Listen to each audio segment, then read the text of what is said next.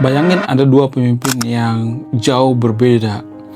Anies, pemimpin yang sangat-sangat dekat dengan retorika, hidup di tengah kota metropolitan di Jakarta, penuh dengan visi dan misi. Kemudian Kang Deddy Mulyadi itu hidup di Jawa Barat, di tengah masyarakat yang masih tergolong miskin, ya. Kemudian dia dekat dengan rakyat. Dia sangat-sangat dicintai rakyat, ya. Dia bisa mengerti apa yang dimaui oleh rakyat. Jadi ini bagaikan bumi dan langit, ya, antara Kang Deddy Mulyadi dengan Mas Anies. Nah, yang jadi pertanyaan, siapa yang terbaik di antara keduanya? Kenapa elektabilitas daripada KDM lebih tinggi daripada Mas Anies? Padahal KDM termasuk orang baru dalam kancah nasional. Kenapa bisa seperti itu? Apa alasannya? Siapa yang paling dicintai rakyat? Siapa yang paling bagus kinerjanya? Apakah Mas Anies atau KDM? Bagi pendukung Pak Anies ini diibaratkan sebagai orang yang sangat cerdas, ya, orang yang intelektual dan sebagainya. Makanya ada tagline yang mengatakan bahwa hanya orang cerdaslah yang memilih Anies. Nah, yang jadi pertanyaan, apakah Mas Anies ini orang yang cerdas atau tidak? Apa definisi orang yang cerdas? Bagaimana dengan KDM? KDM itu orang yang sangat merakyat, dekat dengan rakyat, bahkan dikata-katain Mulyono Jilid 2. Nah, untuk kondisi Indonesia, siapa yang layak jadi pemimpin? Siapa yang paling cocok? Jadi kalau saya perhatikan itu, ya, mohon maaf bagi yang nonton video, saya tidak berpihak pada KDM, saya tidak berpihak pada Anies, ya.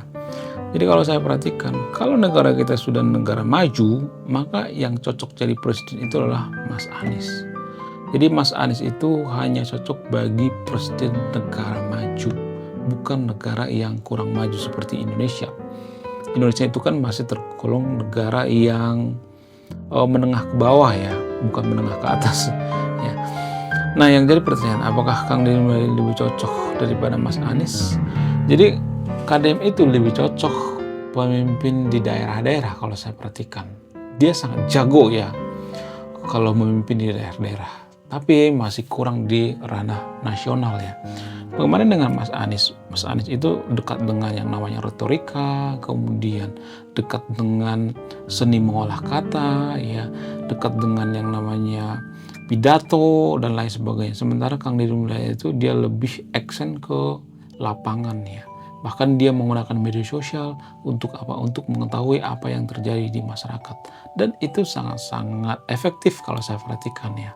Saya tidak berpihak, ya. Saya tidak berpihak pada Mas Anies dan Pak KDM, ya. Jadi tergantung situasi dan kondisi, ya.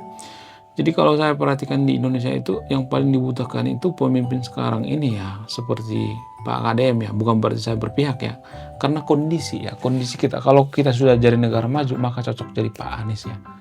Itulah alasannya kenapa kalau kita perhatikan, ya, elektabilitas KDM ini jauh lebih tinggi daripada Mas Anies. Bahkan di Jawa Barat Mas Anies itu ketinggalan banget, ya. Padahal, ya, basis daripada FPI itu kan di Jawa Barat. FPI dengan Mas Anies kan deket banget, ya. Mas Rizik Syihab dengan Mas Anies ini sangat deket banget, ya.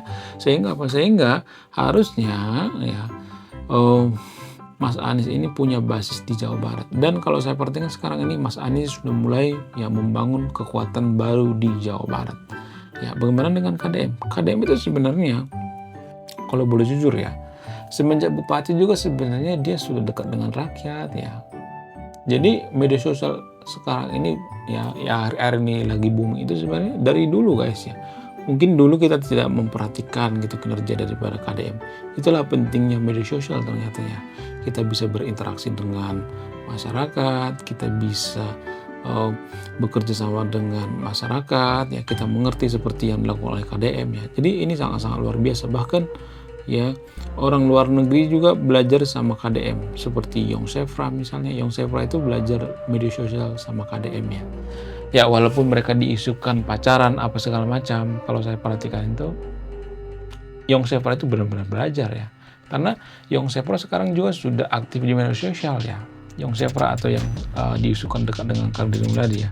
Kemudian kalau saya perhatikan Mas Anies ini biasanya sangat populer di daerah-daerah yang sangat eee, dalam beragama itu keras banget ya, seperti misalnya Aceh ya, kemudian Sumatera Barat ya, Madura dan sebagainya ya. Iya pokoknya umat muslim garis keras gitu ya, itu kalau saya perhatikan ya. Dan itu peluang daripada Mas Anies kalau saya perhatikan ya. Tapi gini guys, saya tidak merendahkan Mas Anies di sini ya. Kalau Mas Anies ini tidak merubah gayanya, maka dia tidak akan bisa jadi presiden kalau dia tetap seperti itu ya.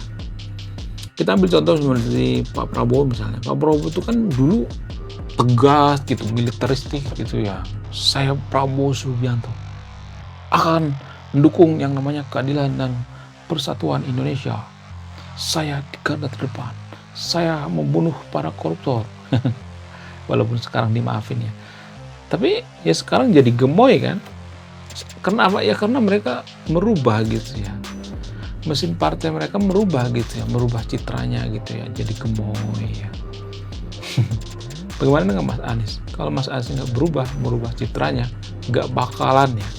Jadi di Indonesia itu kalau saya perhatikan, kalau terlalu intelektual itu sangat-sangat susah ya kalau saya perhatikan. Susah diminati. Kaum intelektual itu sepi peminatnya di Konoha kalau saya perhatikan.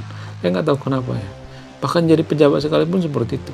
Sebenarnya Kang Deddy Mulyadi ini kan kaum intelektual ya. Dia bisa bicara dengan kaum intelektual karena dia kan seorang mahasiswa juga, mahasiswa hukum. S1 guys. Walaupun dia kerja sambil kuliah ya. Saya salut dengan KDM. Sama seperti saya juga kuliah sambil kerja ya. Itu yang saya salut dengan Kang Deddy Mulyadi ya. Jadi kenapa elektabilitas KDM itu naik? Kenapa? Karena dia diviralkan oleh media sosial. Kalau Pak Jokowi diviralkan oleh media sosial juga sebenarnya, tapi dibesarkan oleh media nasional. Kalau KDM kalau saya perhatikan tanpa media nasional juga dia sudah besar sendiri gitu dan banyak peminatnya gitu ya, banyak orang yang nonton gitu ya. Sehingga orang-orang berlomba-lomba ngeliput kegiatan KDM gitu ya. Itu kalau saya perhatikan. Mau kalian gimana? Coba tulis kolom komentar ya. Jadi guys, saya tidak berpihak di sini ya. Kalau misalnya Anda pendukung KDM, saya saja mendukung KDM ya. Tapi jangan terlalu fanatik ya guys ya. Kemudian kalau Anda pendukung Mas Anies ya jangan terlalu fanatik juga gitu. Jangan mengata-ngatain orang lain itu bodoh gitu ya. Saya tuh paling sebel ya dengan pendukung Mas Anies ya. Saya tuh pernah nanya sama AI, sampai berantem sama AI. Saya nanya sama AI, siapa yang paling susah dikendalikan, pendukung Mas Anies atau Pak KDM? Nah, AI mengatakan yang paling susah itu adalah Mas Anies ya. Mas Anies itu keras kepala gitu ya, menganggap dirinya paling pintar. Ya, yang mendukung Mas Anies itu cerdas, pintar. Kalau saya boleh bocorkan ya, Mas Anies itu punya sejarah kelam guys. Apa itu sejarahnya? Dia punya masalah dengan Pak Ahok. Nah, ketika dia bermasalah dengan Pak Ahok, itu diingat oleh masyarakat Indonesia. Itulah alasannya kenapa Mas Anies itu sangat-sangat tidak disukai karena bermasalah dengan Pak Ahok. Jadi ini semacam masalah zaman dulu ya. Ini semacam jejak digital. Ini sangat susah dirubah guys ya, tanpa kita sadari. Oke ya, makasih ya bagi yang nonton video ini ya.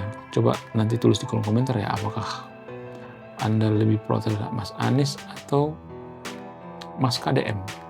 Tolong dijawab dengan jujur ya. Sekian video ini, terima kasih sudah menonton kami. Saya warga bijaksana bijaksini, salam nasional.